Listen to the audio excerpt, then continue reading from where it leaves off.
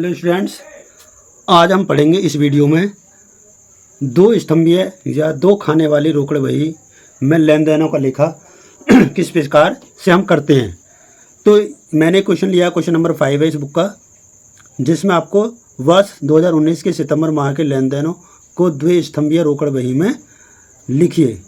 आपको सितंबर माह दिया हुआ है, इसके कुछ लेन देन हैं। जैसे पहला है, रोकड़ से 1 सितंबर को रोकड़ से व्यापार प्रारंभ किया 1,20,000 रुपये, बैंक में रोकड़ जमा किया 75,000 रुपये, 5 विपुल से नगद प्राप्त किया 12,000 रुपये, 8 को नगद माल खरीदा 24,500 और 10 तारीख में चेक से फर्नीचर खरीदा 12,000 रुपये, सुमित को चेक से भुगतान किया 20,000 रुपये, नगद बिक्री हुई 18,000 रुपये, किराए का भुगतान किया चेक से किया 5,600, 24 सितंबर को कमीशन प्राप्त किया 3,500, कार्यालय उपयोग के लिए बैंक से रोकड़ निकाले आपकी 10,000 रुपये, 29 सितंबर को मजदूरी भुगतान की 4,000 रुपये, वेतन चेक से भुगतान किया 6,000 रुपये।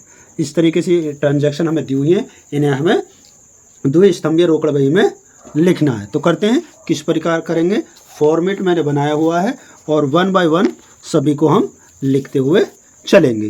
तो जैसा पहली एंट्री थी आपकी, 1 सितंबर को व्यापार प्रारंभ किया 1,20,000 रुपये से। तो इसमें क्या होगा, हमारे पास रोकड़ आएगी। तो आएगी तो लिखेंगे 2 में। किसके लिए आ रही है, किससे आ रही है, कैपिटल से आ रही है। तो लिख देंगे कैपिटल अकाउंट। कितना रुपया आएगा कैश में, 1,20,000। इसमें डैश लगा देंगे बैंक में। दूसरी जो एंट्री थी वो थी आपकी बैंक में रोकड़ जमा की। तो ये क्या हुआ है, एंट्री बन जाएगी bank account debit to cash. तो इसमें हमारे दोनों ही जो कॉलम है, एक कैश का एक बैंक का, दोनों हमारे आ रहे हैं। तो इसमें बनेगा हमारा, ये हो जाएगी विपरीत एंट्री, जिसे बोलते हैं हम कॉन्ट्रा एंट्री बोलते हैं। 3 तारीख को तो क्या हुआ, 3 तारीख को इधर लिखेंगे सितंबर 3, यहाँ लिखेंगे टू कैश अकाउंट और ये यहाँ पे लिख देंगे सी फॉर कॉन्ट्रा। अमाउंट लिखी जाएगी आपकी कितने रुपये, 75, यानी 75,000 रुपये आपके बैंक में जमा हो गए। इधर भी लिखेंगे सितंबर 3 को, यहाँ लिखेंगे बाय बैंक। पैसा कहाँ गया है, बैंक में गया है, बैंक को दिया। यहाँ लिखेंगे सी कॉन्ट्रा। कितने रुपए गए कैश से, 75, यानी 75,000 रुपये। यहाँ इसमें डैश लग जाएगा। नेक्स्ट एंट्री आपकी 5 सितंबर को विपुल से नगद प्राप्त किया, पैसा आया है।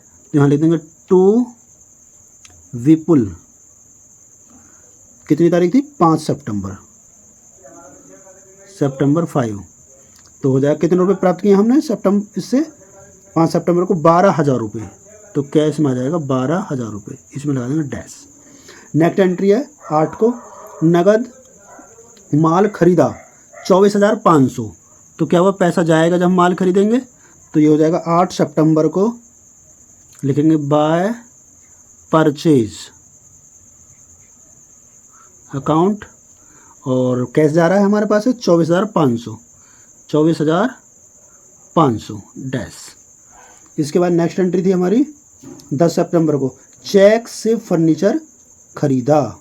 चेक से फर्नीचर खरीदेंगे तो पैसा जाएगा, लिखेंगे बाय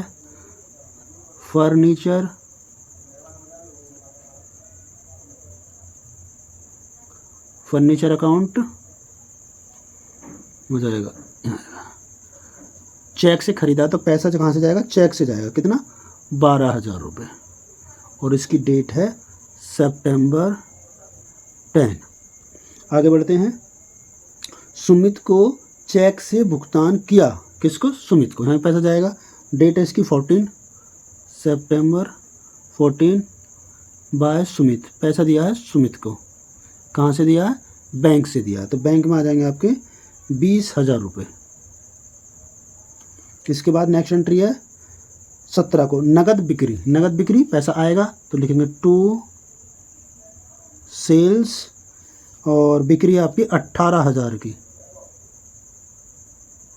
इसमें डैश और इसकी डेट है जी 17 सितंबर 17।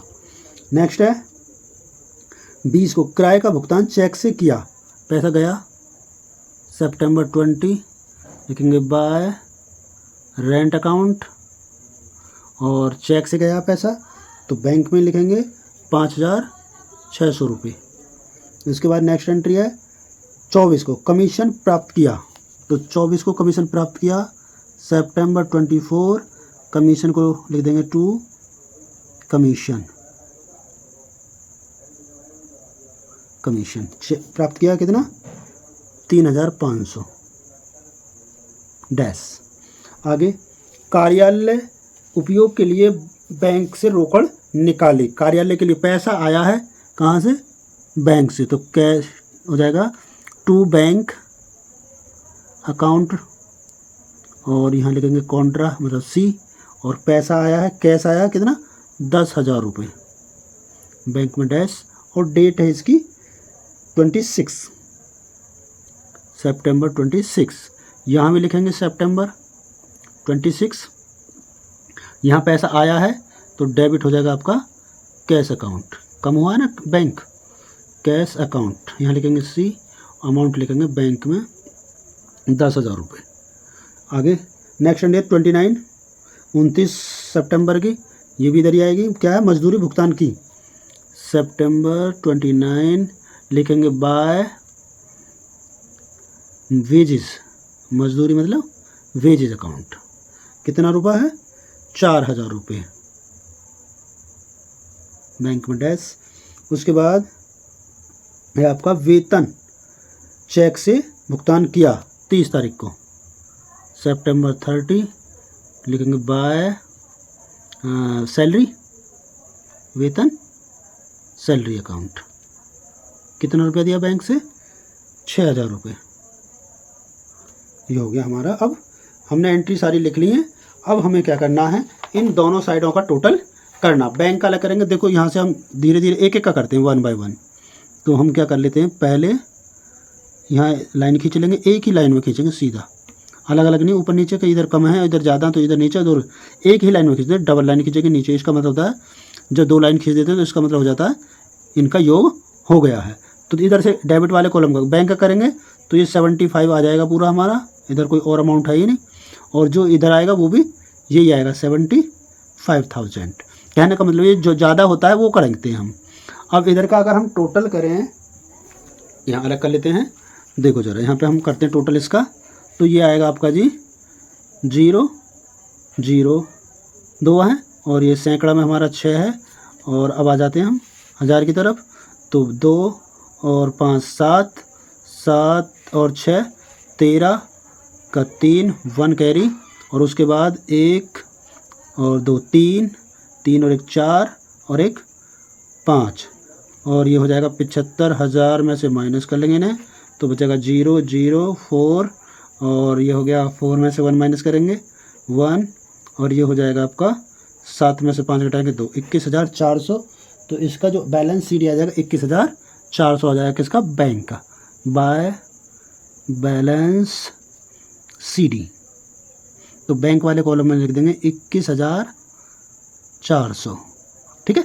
मतलब ये वाला आपका 75,000 था, ये वाला जो यहाँ से और 6,000 तक हमने टोटल किया था, ये आया था आपका टोटल यानी कि 53,600 53,600। तो ज़्यादा कौन सा था 75,000 वाला, तो ये हमने लिखा, और इनका जो डिफरेंस आया वो हम यहाँ लिखते हैं। अब इनको टोटल करेंगे तो दोनों साइड इक्वल आ जाएंगे, इसे बोलते हैं हम बैलेंस करना। उसके बाद आता है आपका इधर का टोटल कर लेते हैं, इधर ये 1,20,000 है, पहले 1000 जोड़ लेते हैं, सैकड़ा से जोड़ेंगे 0 0, और हमारे पास सैकड़ा है 5, और इसके बाद हम चलते हैं 1000 की तरफ, तो ये 12,000 12 और 8 हो जाएगा आपका ये 10 और 3 13 का 3 हो गया आपका 1 कैरी। अब 10,000 जोड़ लेते हैं, 2 और 1 3 3 और 1 4 4 और 1 5 और 1 6, और उसके बाद ये आ जाता आपका 1,63,000 हो गए, और इधर का जोड़ लेते हैं अब 75,000 तो यही थे, तो ये हो जाएगा 0 0 5, और ये कितना हो गया 5 4 9, और 9 और 4 13, और ये हो गया 7 2 9, 7 और 2 9 और 1 10, ये हो गया 1,00,000। इधर का जो टोटल आता है वो आता है 1,63,000 163500। और इधर का अगर हम टोटल करेंगे, इधर का अगर हम टोटल करते तो ये आता है आपका इस वाले कॉलम का, ये आता है 1,03,500। तो ज़्यादा कौन सा हो जाएगा, 1,63,500। तो ये लिखेंगे हम 1,63,500। और अब इसमें से इसे घटा दें हम 1,63,000 कितना था, 1,63,500 में से 1,03,500 को अगर हम घटा देते हैं तो ये डिफरेंस आ जाएगा आपका 60,000 रुपये। तो ये कितना आ जाएगा, 60,000 रुपये। तो ये वाली जो साइड है 60,000 से कम है, तो हमने 60,000 रुपये इसमें जोड़ दिए, तो ये दोनों साइड क्या हो गए, इक्वल हो गई। ये भी 1,63,500, ये भी 1,63,500। इस तरीके से इसे बोलते हैं बैलेंस करना। ये जो अमाउंट निकालते हैं ये महीने की लास्ट डेट को निकालते हैं, और ये जो बैलेंस है यहाँ लिखेंगे सितंबर के बाद अक्टूबर, अक्टूबर आ जाएगा, अक्टूबर 1, और लिख देंगे 2 बैलेंस BD, और ये अमाउंट आ जाएगी तुम्हारी पहली 60,000, और ये आ जाएगी आपकी 21,400। इस तरीके से ये वाला क्वेश्चन आपका पूरा कंप्लीट हो जाता है। अगर कोई भी आपको इसमें डाउट लगे तो आप मेरे व्हाट्सअप नंबर पर मैसेज करके, और जो भी आपको लगे उसे कॉल कर सकते हैं, और इसे अच्छे से समझेंगे और प्रैक्टिस करेंगे बार बार इस क्वेश्चन को करने की, जब तक आपको समझ में नहीं आ जाएगा। अगर कोई भी डाउट हो तो मुझसे आप व्हाट्सअप पे इसमें वीडियो पे कमेंट करके कर सकते हैं। Thank you for watching this video.